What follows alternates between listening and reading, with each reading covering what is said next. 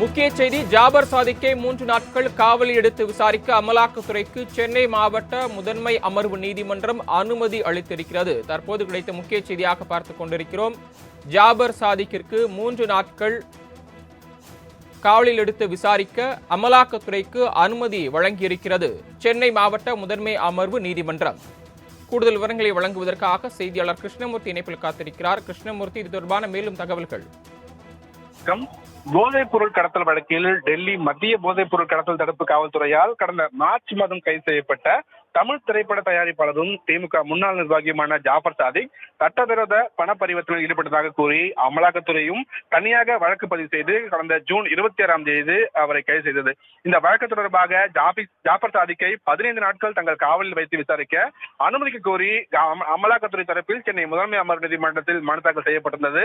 இந்த மனு நீதிபதி அல்லி முன்பு விசாரணைக்கு வந்தபோது ஜாபர் சாதிக் நீதிபதி முன்பு நேரில் ஆஜர்படுத்தப்பட்டார். வழக்கு விசாரணை அதிகாரி சுனில் சங்கர் யாதவ் ஆஜராகி சாட்சியம் அளித்திருந்தார்.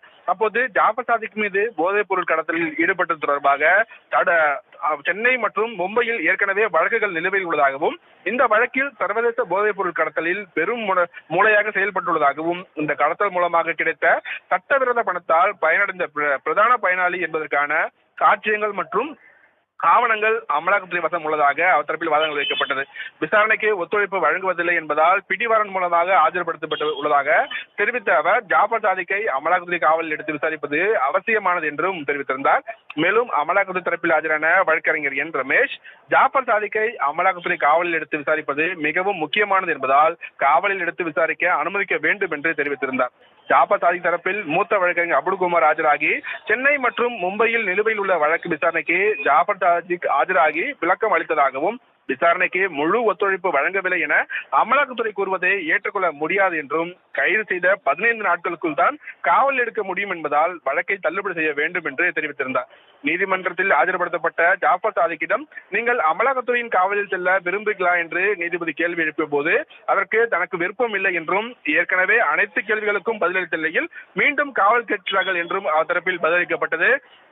இவ்வாறாக அனைத்து தரப்பு வாதங்களும் நிறைவடைந்த நிலையில் ஜாபர் சாதிக்கை 3 நாட்கள் காவலில் எடுத்து விசாரிக்க அமலாக்கத்துறைக்கு நீதிபதி அல்லி தற்போது உத்தரவிட்டிருக்கிறார்.